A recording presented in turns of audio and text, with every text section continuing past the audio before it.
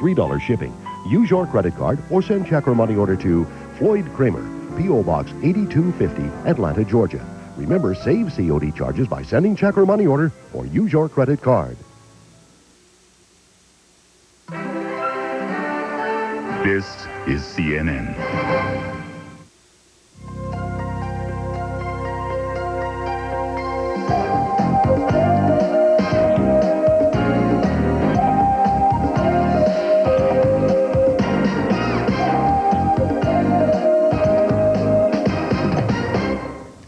Welcome to both sides. Once they built a great place of beauty and culture and called it a city, there you might call it a lot of mess. Is this in a way to live, fighting crime and congestion, dirty air and drug dealers, crumbling concrete and busted budgets? Can America's cities be saved, and at what cost? Joel Garreau, you study and write about cities. What's your side of that? I think the plight of the cities is a little bit of a scam. Number one, the old downtowns are not as important as they used to be. We just built 200 brand new edge cities in the suburbs. Number two, the downtowns are not hurting as bad as most people think. In the 80s, they had the best decade in this century in a lot of places like Atlanta. And number three, the problems of this country is not asphalt and concrete. It's people. It's the disenfranchised. It's the violent. Solve those problems and Americans will go with you. What's your side of that, man? Can cities be saved? The cities can be saved and must be saved. 80% of Americans live on 2% of the land. We are a nation of cities. If America's cities go down the tube, America goes down the tube. The plight of the cities, what's happening to the urban culture? It just became so stressful to live there on a day-to-day basis. They're spreading the news, leaving today. They don't want to be a part of it. New York, New York. New York was where anybody with ambition and talent hoped to end up. It's not like that anymore. But New York is not alone. Although never without problems, our cities were once places of energy and invention. Now they're hitting the economic and social skids. The state's unable to come to the rescue. 20 years ago, businesses were lining up to get into California. Today, they're tripping over one another to get out of the state. The problems? You name it. From crowding to crime, to, in many cases, an exodus of industry that wants to find those cities. Car manufacturing has basically left Akron, has done for many years now, and we have our unit in Nashville, and that's where we want to be. The cities, looking for help, but who will show the way? Also with us, Bob Center of the National Center for Neighborhood Enterprise. Bob, hasn't the Reagan-Bush approach to cities failed? We see the businesses leaving. In the last 10 years, we've gone from building 175,000 units of low-income affordable housing units a year down to 21,000. Is this not a policy of abandonment? No, I think it's a false dichotomy to look at it in terms of the Democrats versus the Republicans. My analysis is that the Democrats have concentrated on increasing expenditures, a measure of commitment, and Republicans are reducing it. So Reagan-Bush policies have been low-budget liberalism, and I think the issue is, and the American public is concerned about how we spend where. Most, 80% of all federal development dollars goes to the downtown area and not in the neighborhoods. That is a local decision. Reagan-Bush does not tell you to build a Marriott hotel downtown. They tell you can take that money, local mayors, and build it in the local neighborhoods. But Bob, this money cannot be reduced to that level. The fact of the matter is, the national commitment in '68 was to build 26 million new units of affordable housing in our country, 2.6 million a year. We set up something called HUD, Housing and Urban Development. As opposed to presiding over development, it's now in fact presiding over something called privatization. So in the last 10 years, we've gone from 175,000 units down to 21,000. Where is the vision to rebuild America's cities? For one thing, we have 1.4 million vacant units of housing on any given day, 100,000 vacant public housing units for which the federal government gives to those cities subsidies even on vacant units. So there's no incentives for those cities to bring those units back. That's why the public does not want to spend more in building new units. In every city, there are more boarded buildings than there are homeless people. Why can't we remove the boards and hire the people and rebuild affordable housing? I think that's a great idea, but speak clearly. That's not a problem of cities. That's a problem of poor people and uneducated people and people who are on drugs. Only 8% of the American people live in cities of 1 million or more. We have not built an old downtown in this country in 75 years. That's history. What we are talking about is the problem of people. As long as you call it the plight of the city, you're going to confuse people. Maynard. Well, I can say amen to what Joel has said, because I'm a before and after mayor. I was mayor from 74 to 82. Because of our law, not more than 2 consecutive terms had to come out. Andy Young was mayor for 8 years. I came back January of 1990 as mayor of Atlanta. When I left office, we had maybe 500 homeless people. That's 500 too many. When I came back, we had maybe 10,000 homeless people.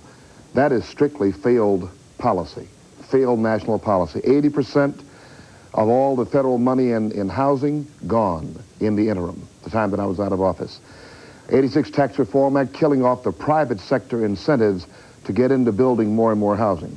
Now we find, for example, that Freddie Mac policies are such that we've got in Metro Atlanta, not just in the city, but Metro Atlanta, 16,000 boarded up, foreclosed, vacant apartments. And we can rehabilitate those, and taking the boards off of public housing, by the way, is something we have just gone through. We had to have the tenacity of a bulldog to work through 3 levels of government and bureaucracy to get the job done. We have done it. We have finally done it. But it's taken us months and months to do it. It seems, Bob, what's missing is the lack of a comprehensive commitment to rebuild. For example, even just this past week, Mr. Bush and Mr. Baker convened 47 countries, 7 international agencies to rebuild Soviet cities. Now, we rebuilt Europe and Japan on a plan: aid, trade, credit, loans, development. Marshall and MacArthur plan, Europe, Japan. Where is the plan, the commitment to rebuild America's cities? The commitment, what there is a crisis of innovations, a crisis of new thinking. The fact of the matter is that you have a liberal Democratic governor, Casey, in Pennsylvania, unwilling to bail out Philadelphia because it grossly mismanaged its funds. But Bob, if a governor won't invest, why would the federal government want to invest? No, speak to the point of the lack of a plan to rebuild our cities. The plan, as small and large, for that matter. You've got to rebuild, first of all, by understanding that you cannot do it through a Marshall Plan that top down. Because if you were to put millions of government funds in public works, Davis-Bacon and prevailing wage laws would not allow you to hire the people you say you are targeting. 80% of all new jobs in the American economy are generated by small business development, and 90% of all that capital comes from the private market. So that you got to understand that and develop the cities by regenerating that sector. But the meeting today... We're on the first name base. Could I say something, Bob, with all due respect? You're wrong as 2 left shoes. We had 209,000 people in December in America to lose their jobs. We have 2 million people out of work here. What we have is a massive disinvestment of America. We have a great nation. We've got to find a way to give incentives, number one, to the private sector to get involved in doing what they do well, helping the public sector to do it, and let them make a reasonable profit in the process. Number 2, we've got to do some reinvestment of the defense dollar. We need a strong defense. We need a revamped defense, by the way. We knew more about stopping missiles than we did about the mines over in the Indian Ocean, how to deal with them. We couldn't deal with them. So we'll revamp that. Furthermore, those who are losing their jobs in the defense industry ought to be retooled into things like public transit and so forth. This contract in L.A. County, that never should have been a debate. We've got to find a way to let Americans go to work, be at work, and we will rejuvenate cities. The more taxpayers we have, the more taxes are developed, and the cities, which have been disinvested for 40 years, have got to have the help of all levels of government. Garreau, this basic point again. We see now, just this past week, the convening of nations, top down, if you will, right, a plan to redevelop Soviet cities, small and large, or the new republics, the Commonwealth. Do you sense a plan for our own country? We have just gone through the biggest revolution in 150 years in how we're rebuilding our cities. Every single American urban area that is growing like Atlanta, with cores like Perimeter Center and the Cumberland Mall Galleria area. each of those is bigger than the old Atlanta downtown. We are going through a revolution in rebuilding our cities. But we also have nodes inside the cities. Like Midtown is the fastest growing spot in all of metro Atlanta. Midtown inside the city of Atlanta. Yeah, right. Buckhead is a boom town. Downtown is not in bad shape, but it's shifting its uses. Mr. Mayor, let me ask you a question about why in the past... Okay. But you have something very basic here. The divestment from our cities and towns. And 10 million people unemployed, even as we debate today. That's a cutback on affordable housing. Businesses are shifting, taking away the tax base, and thereby leaving people, able-bodied people, lined up for a job. In Chicago just last week, was it 3,000 or 4,000 people trying to get 500 jobs? But you see, the federal government and the Congress are unwilling to put money into those same systems, housing systems, where in Philadelphia it costs $130,000 to renovate one public housing unit when you can buy a house with a pool for that amount. And also in Detroit, for instance, 40% public housing vacancy rates. The cost of managing one public housing unit in Detroit is twice the amount to manage a high-rise apartment in New York City. We've got to really talk about reform of the systems that produce, Mr. Mayor, and I would ask you, what has happened to low-income areas of Atlanta, Auburn Street? Why does Auburn Street look the way it does, the black low-income area versus Peachtree Street? Let him respond. And that has not responded in 12 years. Well, I'll be happy. Number one, I think your information is interesting, but it's old. There's a revolution going on now. The mayors are meeting with the Congress. The meeting took place on Capitol Hill just in recent days. There is now a major movement to move ahead on an economic stimulus package. There are all kinds of programs around. Kennedy has one, Sassa Sarbanes. But you're not answering my question about Auburn Street Well, no, versus I'm Peachtree coming. Street. You've asked me 3 questions. I'm getting the first one first, okay? All right. So what's happening now is the programs are being identified. We have in combined sewer overflows alone, which the federal government one time said are fine, you can use those. Now they're saying we were just kidding. And you've got to pay for the change, $450 million worth. Auburn Avenue and Peachtree, redesign process underway. There's a new library now being constructed on Auburn Avenue. New park was just dedicated on Saturday. We now have a merchants association. A young guy from New York moved into Atlanta, 80% leased on a rehabilitated building. Auburn Avenue's on the way back. We've worked hard. The curb market is being marketed now as well. So what we have, therefore, is creative government on local levels in many cities, including Atlanta. But we alone cannot do it. The federal government has got to help because they have a vested interest. We'll be right back to continue this debate on how to save our cities and are they worth saving.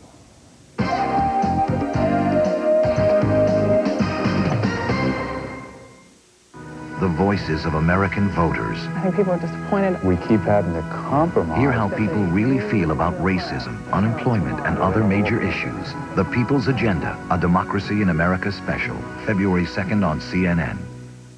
What you doing back there, Raphael? Well, I'm cooking up breakfast. A lot of things under $1. Breakfast burritos. Only 99 cents. How much is a sausage biscuit at McDonald's? 99 cents. Are you sure? Sausage. What is a sausage biscuit? It's a sausage on a biscuit. That's why they call it a sausage biscuit. Yeah, I got you. Okay. They're fresh, they're hot, and they're only 79 cents. How's McDonald's coffee? Coffee's always fresh brewed. It's great. It smells great, wakes you up. It's always fresh. Come on down and see it. Prices are great and the food's great, and you can't beat that. Well, that was a commercial. How'd I do?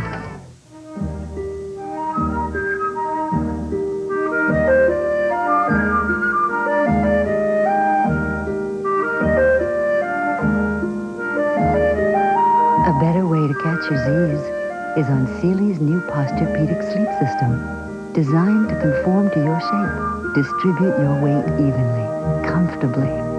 Only Sealy Posturepedic has it. So for a better night's sleep, better sleep on a Sealy. Nighttime backache? Try Momentum Muscular Backache Formula. Momentum has extra medicine to help relieve your backaches so you can sleep. My back feels great, and I slept like a log. Momentum Muscular Backache Formula. I'm scared! Kidnapping him was easy. We're only after the money. Nobody is going to hurt the boy. I'll say they're not. The hard part was letting him go. Sybil Shepherd, Memphis. Monday on TNT.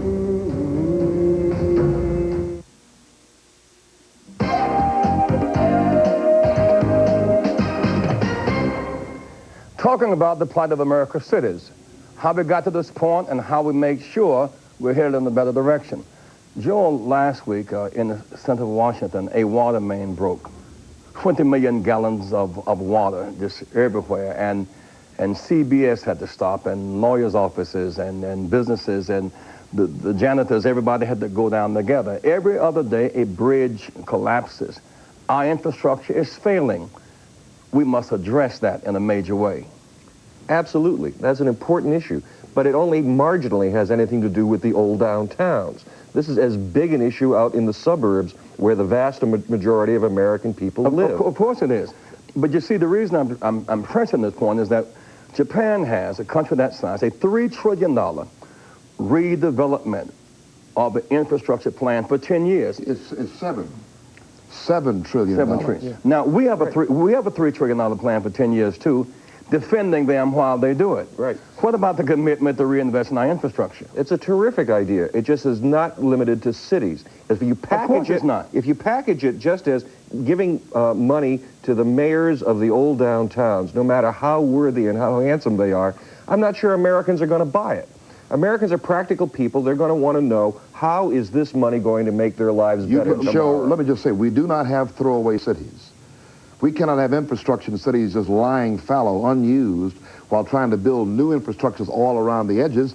That's why the Rebuild America Coalition was put together. I'm chairing that this year. 54 national organizations. We've got a $2 trillion opportunity in America, $2 trillion problem. Japan is #1 in percentage of investment in infrastructure as percentage of GNP. #1, America's 55th. For every $1 billion of investment in infrastructure, you create 50,000 new jobs. It's a win-win proposition for American workers. I think what we engage in here, and as I've seen before, is a kind of bait-and-switch game, where we use the conditions of crumbling neighborhoods, crime, violence, to produce solutions. What is your plan, Bob? Let me finish my statement. I know your criticism. What's your plan? To produce solutions that do not benefit. I would provide tax incentives for the creation of small businesses in low-income neighborhoods, because 90% of all that capital comes. I would provide, if we write off our mortgage interest, why can't we write off investment in low-income neighborhoods to stimulate business? Right now, a lot of those entrepreneurs have to pay 30% on the private market an interest to expand their business. Many cities are already doing that, Bob. Many cities. Capital development. That's old. We're already doing that. Bob, you keep saying you're already doing it, but when you walk through those low-income neighborhoods, they're a mess. That's because they've been redlined for so long. By whom? Local officials have redlined them too. By local lenders, not by officials. There are 2 points being missed here. First of all, that is that a country like Japan is investing $3 trillion in 10 years to rebuild its crumbling infrastructure. A way to put thousands of people back to work, the alternative to welfare and despair. When the engines of job creation bog down, then the exhaust pipe is full of public assistance. So one way that you reduce the public assistance reactions is to put people back to work. Clearly, a way to do it is a commitment to reinvest in our infrastructure. That is not happening. Well, but the thing is, look, we've built these 200 of these new edge cities around the country. Places like Tyson's Corner out in Virginia that nobody's ever heard of is now twice as big as Miami. If you want to phrase this as competitiveness, look at these new places like Orange County, California. They're based around the car, they're based around the jet plane, they're based around the computer. That's why all the jobs are out there, not in the old downtowns. They need more building, they need more help too, but that is where most of Americans' jobs are going. Could I shift to in a minute, where's the compromise? How can we work together to save the cities?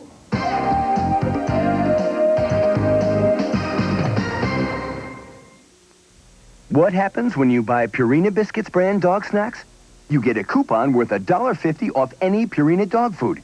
Here's how it works. Buy Purina Biscuits, get $1.50 off. Purina Biscuits, $1.50 off. Purina Biscuits, $1.50 off. Purina Biscuits, $1.50 off. Purina Biscuits, $1.50 off. Purina. Remember, with Purina Biscuits, you'll never have to pay full price for Purina dog food again. Nice dog! Dan Larson knows a secluded course where the holes are challenging, but the fees aren't. Now, where do you suppose he'd rent a car? Budget, where every rental passes 25 quality checks and price is not a handicap. The smart money is on Budget. Now at Budget, get an economy car with unlimited mileage for just $99 a week, $24.99 each additional day. The smart money is on Budget.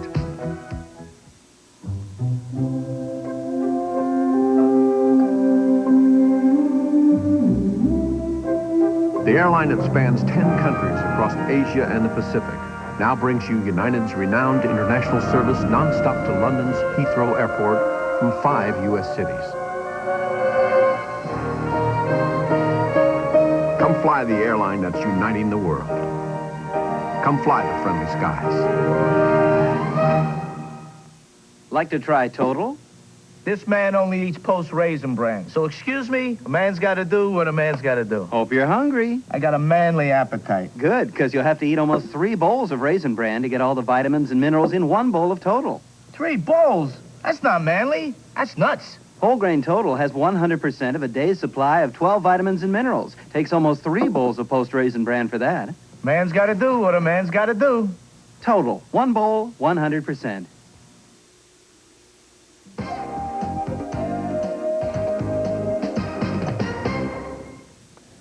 Maynard, as we seek some common ground, Bob talked an awful lot about private investment incentives, about a fair return on tax investment. Whether the two of you see eye to eye on that issue, or do you? As a matter of fact, I think the answer is yes. It really is a concept of government trying to do more with less. We just don't have enough money to do all the things we need to do. We have to find new ways to do it. So there is a public sector entrepreneurship concept that we're pursuing more and more aggressively. Public sector entrepreneurship. How would that work? Well, it's in different ways. One way is that we're actually going to use some of the resources in the public sector to make money in government instead of having to raise taxes. For example, if I know how to build an airport, we've got a team that can build an airport. They're experts. And suppose somebody over in the Gulf wants to build an airport. We might consult with them for a week for a big amount of money. Actually send our people over there to do it.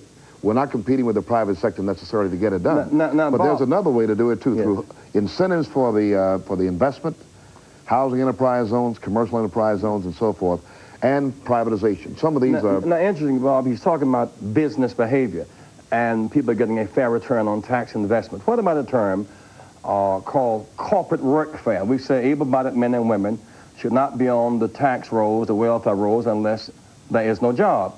What about corporations that get tax incentives, tax breaks, choice land, and then leave? Should they be made to honor that agreement and reinvest? I'm one who challenges subsidy for farmers and the whole bit too.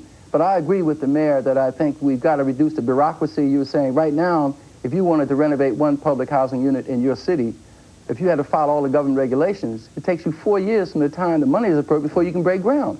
And so I think you got to have an entrepreneurial government. Joel, does this sense of coming together of some fair return on tax investments as a way to rebuild cities and generate capital make sense to you? Absolutely. Just the thing to remember, though, is that the majority of all American jobs are out in these new suburban edge cities. The black middle class is out in what these places used to be thought of as the suburbs. The 52% of all the voters in the next election are going to be in these new edge cities. That's where our building is concerned. But the reason we ought to play the game. I keep raising this point is that while we focus on government, 5 of every 6 jobs is in the private sector. Right. It's where the real money is, where the real wealth is. But the problem now is that these corporations, say Zenith used to be in Chicago, had choice land, tax breaks, tax adjustments, tax abatements on the west side. It pulled out, went to Texas, the right to work law state. That was enough over to Mexico. So across the border they went. The Mexicans didn't take the jobs from us. They took the jobs to them. Cheap labor there. But they had drained all of the goodies out of Chicago and Texas. Should they have to pay, if you will, for making a covenant to get the breaks and not reinvest? Yeah, but yes, and I agree with you, but right here in Washington, D.C., we pay $130 million in tax subsidies to the metro system, and they buy their cars from Italy. So maybe we need to start with ourselves to say, well, and that's a local decision, that we ought to begin to look at a lot of these local decisions about what can we do to bring in some of this stuff home, and not always looking... So one reason Japan is strong is Japan reinvests in Japan, And, That's right, and we're going to reinvest here. And in their children. Absolutely. Right. We'll be right back with some closing arguments. Don't go away.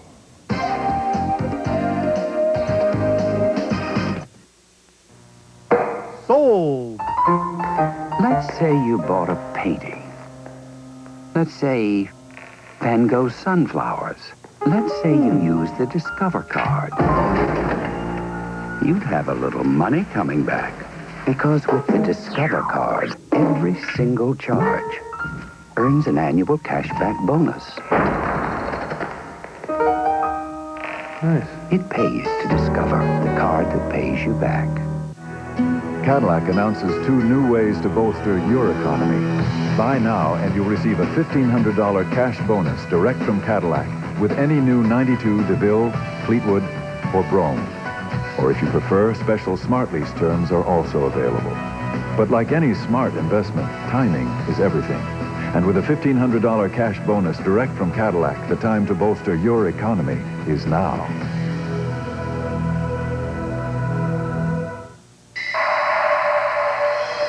In the early 90s, the real estate business changed. I've got your financing seminar, 2 closings, and a showing. Busy day. Busy morning. Professionals took control, trained to use the latest marketing tools, responsive to the real human issues. He's not moving, but we've got a meeting set for tomorrow. And one organization is setting the pace. Better Homes and Gardens Real Estate. Join us. Call 1-800-ADVANCE.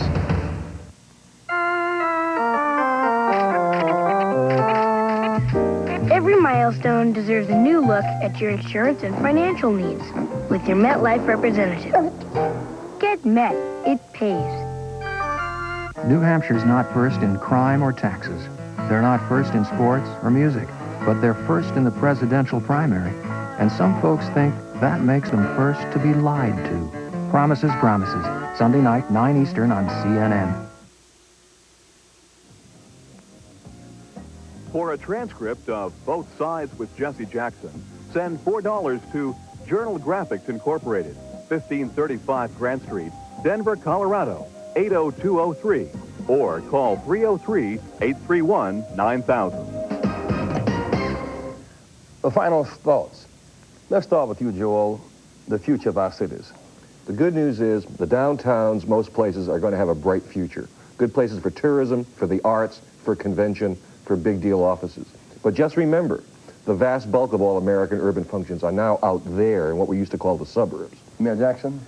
The Congress has got to move immediately on an economic stimulus package to help the cities of America recover and the people in those cities recover. Jobs is the key question. But what we now call a city, Jesse, may not be there 20, 30 years from now because the urban county phenomenon may overtake cities. They're providing all the city services plus county services. That may be the new thing for the future. And so the suburban city distinction might just melt. That's correct. I think empty pockets is causing people to have more open minds, and we need more innovation, and innovation does not come from the Congress. It comes from local government, it comes from local officials who have to generate innovative strategies and responses within the context of an entrepreneurial government. And when we have this innovation and new ideas, then we ought to look at what it's going to cost. Thank you, Bob and Joel and Maynard. The cities must be seen as blessings, not burdens. Our great cities were built near waterways, spawning highways, and great arteries of transportation. They were the source of our multicultural development, truly Americana. Our cities at their worst are decaying monuments with depressed populations. At their best, they are places for learning, labor, and creation. We must not merely cherish the city's monuments of the past, but embrace the city's children of today. Children are our legacy. We must guard our cities and keep them and make them better, and we must move right away. Thanks for hearing Both Sides. I'm Jesse Jackson.